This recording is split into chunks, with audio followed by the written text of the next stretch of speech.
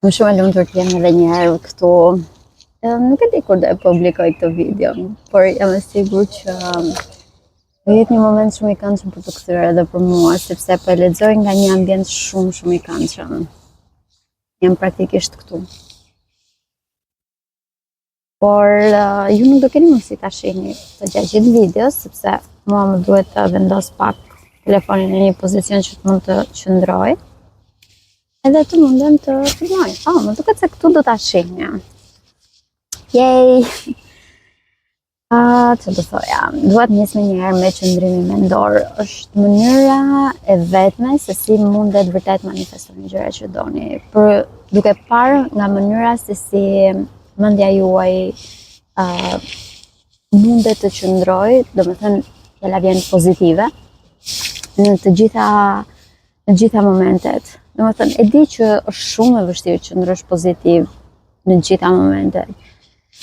Por ky qëndrim mendor është ajo çfarë do përcaktoj, nëse mund ta quaj kështu, rrjedhën e jetës tuaj. Eksperimentet e kryer së fundmi nga Merle Lawrence Princeton dhe Adelbert Ames Dartmouth në laboratorin e psikologjisë së këtij të fundit në Hanover vërtetën se ajo që shihni kur shikoni diçka nuk varet aq shumë nga ajo që është atje, sa nga supozimi që e bëni kur e shikoni. Është ajo çfarë Einstein u përpoi që të shpjegonte përpara vdekjes së tij, që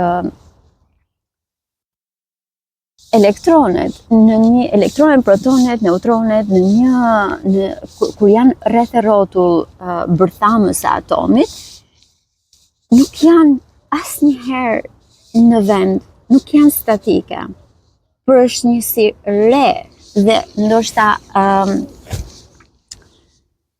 Einsteini duke përpjekur që ta shpjegoj që të jetë graspable, pra që të jetë diçka që truri njerëzor arrin ta perceptoj, vendosi që ta shpjegonte në këtë mënyrë, sikur ato janë diku. Pra, madje edhe ne i kujtoj si tani në librat e fizikës i vizatonim atomin, dhe pastaj rreth e rrotull ose në kimi rreth e rrotull ishin ca si harqe, dhe në këtë harqe ne vendosnim proton, neutron, elektron. Por në fakt nuk është ashtu. Nuk është ashtu. Në fakt është thjesht prezencë. Dhe ti e di që është aty, por ti nuk e di asnjëherë se ku është. Ama në momentin që ti vendos ta vëzhgosh, ndalet, edhe është aty ku ti e vëzhgon. Ajo që shihni kur e shikoni diçka, nuk varet aq shumë nga ajo që është atje, se sa nga supozimi që bëni kur ju e shikoni. Pra, ajo që është atje, vazhdon të jetë re, vazhdon të jetë e lëvizshme, vazhdon të jetë e paqëndrueshme, vazhdon të jetë komplet në botën e vet. Duke krijuar ndoshta universe paralele gjatë gjithë kohës. Por ajo çfarë ti supozon që të jetë aty, pra në një farë mënyrë ti thua, unë dua që kjo molekula të jetë atom hidrogjeni, ti do ta shohësh ato të pozicionuar në atë mënyrë siç do shihe një atom hidrogjeni. Pra është diçka që ti e supozon dhe ti e sheh. Ka që thjesht. Edhe imagjinojeni pak sikur këtë bazë të marrë ndoshta nga fizika, nga shkenca kuantike, ti të mundesh ta vësh në shërbimin tënd për çdo gjë. Imagjinojeni pak sikur ti shkon në punë dhe vetëm se ti ke qenë me nerva gjatë gjithë ditës në jetën tënde ose në ndërgjegjen tënde, ti je shumë acaruar për diçka. Pra nuk është se e ke thënë me fjalë, por je shumë acaruar me diçka.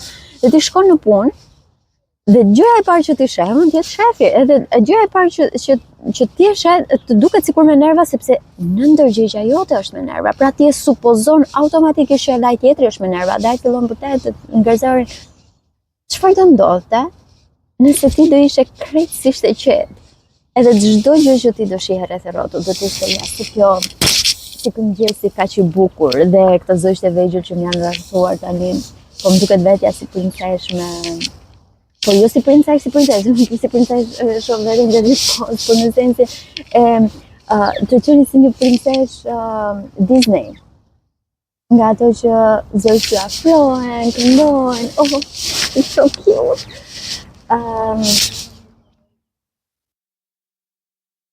Jeta, pra në vetë vete, reflekton atë çfarë ti supozon, atë çfarë ti ke në brendësi. Është e thjeshtë. Me qenë se ajo që ne besojmë është bota fizike, reale, është në fakt vetëm një botë supozuese. Nuk është për t'u habitur që këto eksperimente provojnë se ajo që duhet të jetë realitet solid, është në fakt rezultat i pritjeve dhe supozimeve. Sa zgënjëse duhet jetë kjo për njerëzit që mendojnë vetëm fakte.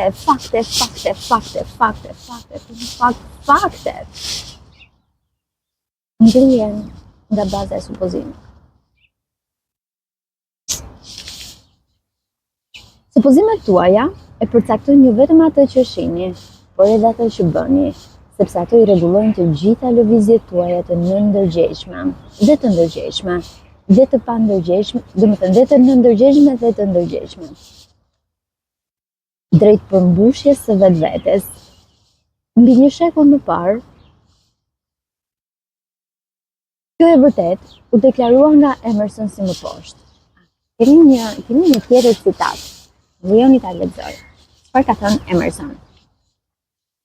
Ashtu siç ishte bota e lakueshme dhe rrjedhse në duart e Zotit, e tillë është për ne, varësisht se sa nga atributet e tij ja sjellim asaj. Për ignorancën dhe mëkatin, shkëmstralli, ato përshtaten me të si të munden, por në përpjestim me atë se sa ka njeriu diçka hynore për brenda, qielloria rrjedh para tij dhe merr vulën dhe formën e tij. Oh my God, I'm gonna cry. How perfect is this? Supozimi juaj është dora e Perëndis që e formon qiellorin në konceptin e saj e asaj që ju supozoni. Supozimi i dëshirës së përmbushur është batica e lartë që ju heq lehtësisht nga shëriti i shqisave ku keni qëndruar të bllokuar aq gjatë. Ai ngre mendjen në profeci, në kuptimin e plotë të fjalës, dhe nëse e keni atë imagjinat të kontrolluar dhe atë vëmendje të zhytur që është e mundur të arrihet, mund të jeni të sigurt se të gjitha supozimet tuaja do të realizohen. Kur William Blake shkroi, thotë, prit se ka akoma më shumë. Ajo që duket se është për ata që u duket se është. This is amazing. Ai vetëm po e përsëriste të vërtetën e përhershme, por nuk ka asgjë të papastër në vetvete, por për atë që çmonin diçka të papastër, për të është e papastër. Romakëve 14:14. Jo di se sa e keni lexuar Biblën, por Bibla flet shumë për eksaktësisht këtë. Edhe më pëlqen nga një anë se si njerëzit janë përpjekur që me shkencë të përpiqen të zbërthejnë gjithmonë në më shumë atë çfarë thuhet në Bibël. Gjatë kohës. Nuk e di sa ndoqët Artemis dyshin në udhëtimin e tyre. Publikova një video të shkurtër, ishte njëri që thoshte, ju na konsideroni ne si wow, çfarë po bëni, jeni në një anije të vogël edhe po fluturoni në univers edhe po shihni anin tjetër të hënës. Por në fakt, ajo çfarë duhet kuptoni është se ju jeni në një anije dhe po fluturoni në univers. Dhe çdo ditë e juaja që mund të duket ditë koti, ditë e shpifur, ditë pa lidhje, çdo ditë është në fakt një mrekulli e vogël. Ti je duke fluturuar në universin gjigant. Çdo moment. Është mënyra se si e sheh, pra, nga një mënyrë që ti e sheh botën si një njeri i vogël, që sheh vetëm ato hallet dhe të lashet e tua, në mënyrë tjetër ku ti e sheh botën Dhe që sa je i rrethuar nga mrekulli gjatë gjithë kohës. Për shkak se nuk ka asgjë të papastërt te vetja ose të pastër nga vetja, ju duhet ta supozoni të mirën dhe të mendoni vetëm për atë që është e admirueshme dhe e mirë. Filipianëve 4:8. Nuk është mendje prehtësi superiore, por mosnjohje e këtij ligji të supozimit.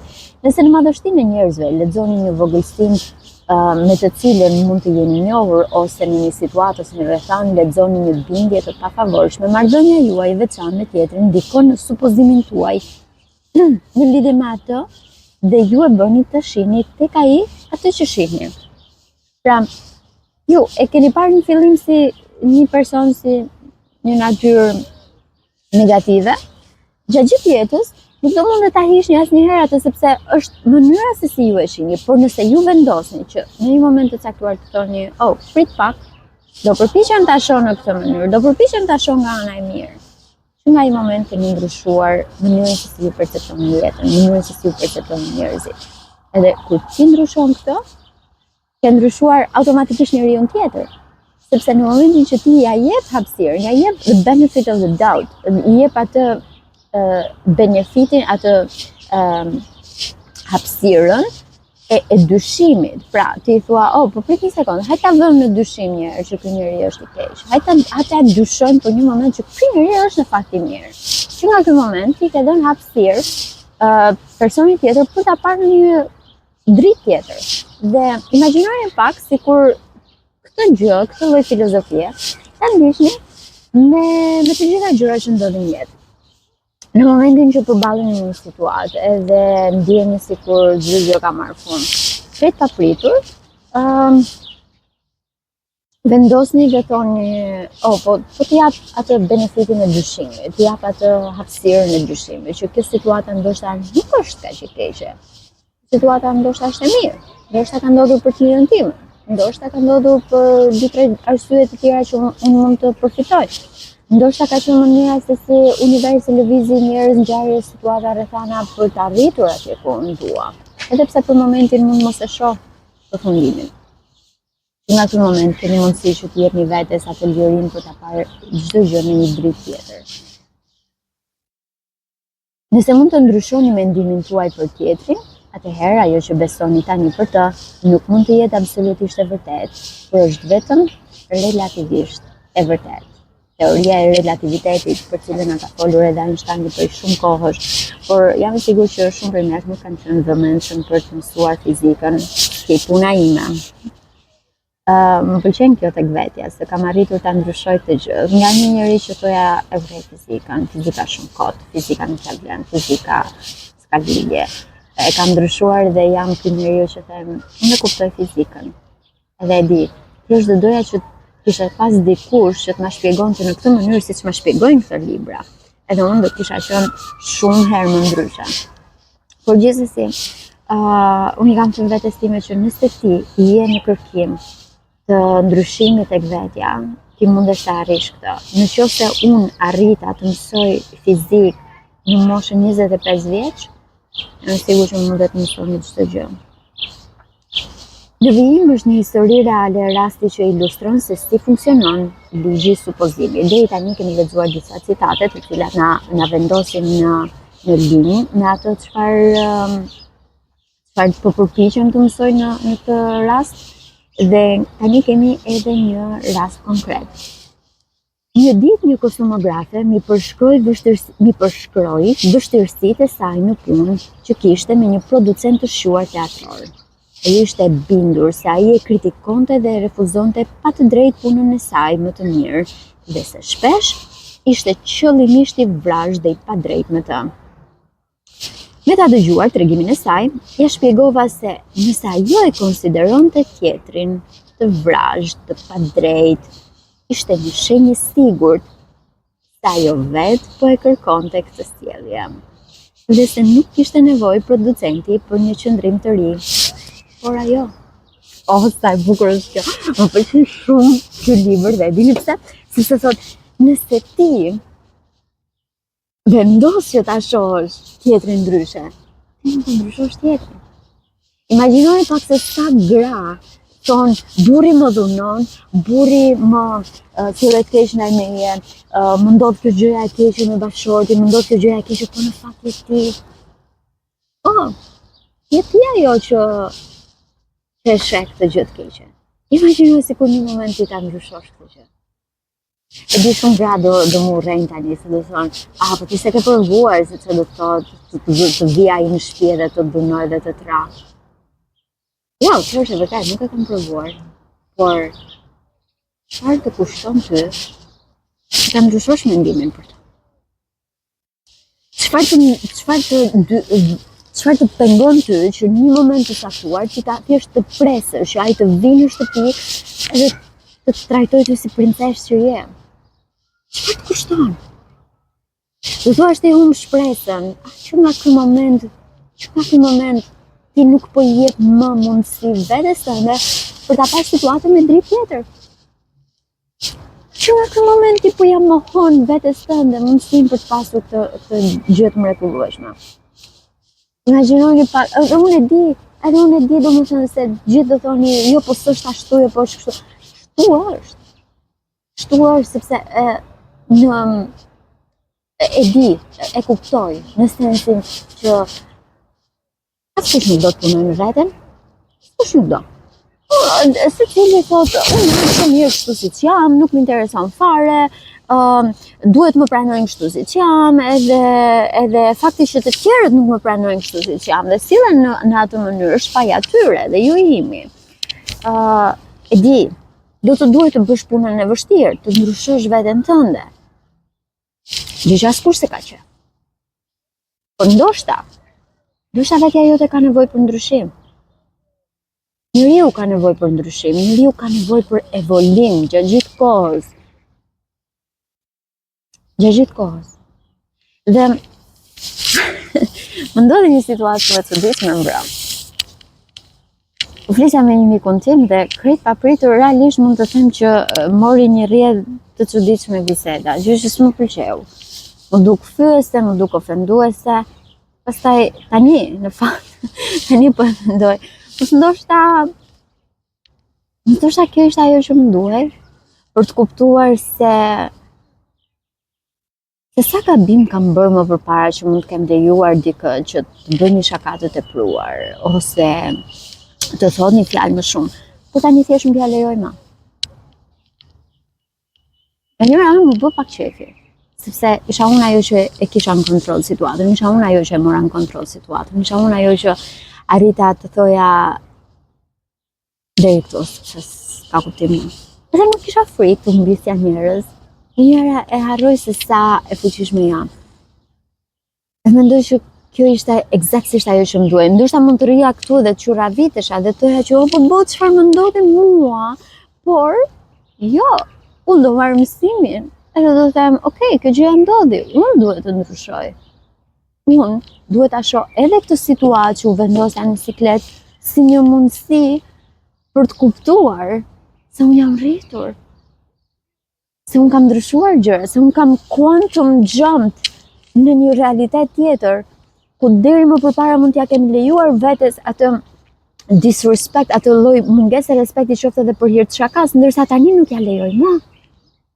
Unë kam ndryshuar totalisht realitet, unë jam një njeri komplet i ri.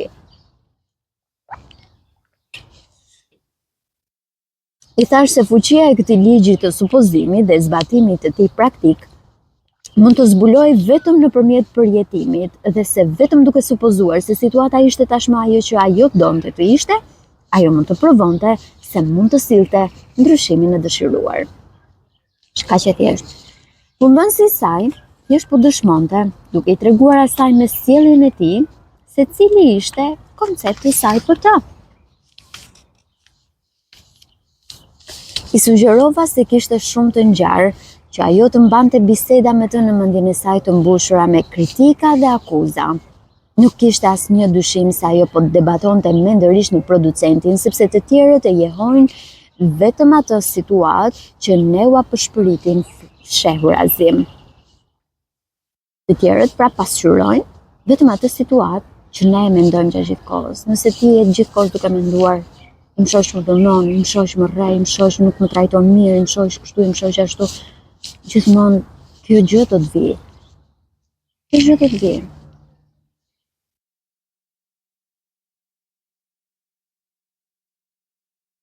Dhe ndoshta nga rasti konkret që thash në lidhje me këtë bisedën, isha unë ajo që po thoja vetes time, nuk dua më njerëz të tillë që më trajtojnë në këtë mënyrë, nuk dua më njerëz të tillë, nuk dua më njerëz të tillë, por ndërkohë, siç duket, më që duke thënë dua njerëz të tillë, sepse unë kam thënë që universi nuk i njeh pjesët më huese, dhe që nga ky moment e di shumë mirë se çfarë duhet manifestoj.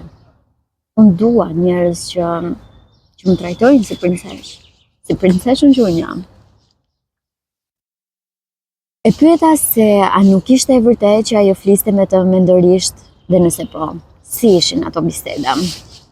Ajo rrëfeu se çdo mëngjes në rrugën e saj për në teatr i tregonte atij se çfarë mendonte për të dhe në një mënyrë që nuk kishte guxuar kur t'i drejtojë personalisht. Imagjinoj në fakt çdo ditë duke shkuar në punë dhe duke thënë ti maskara, çfarë më ke bërë? Intensiteti dhe forca e argumenteve të saj mendore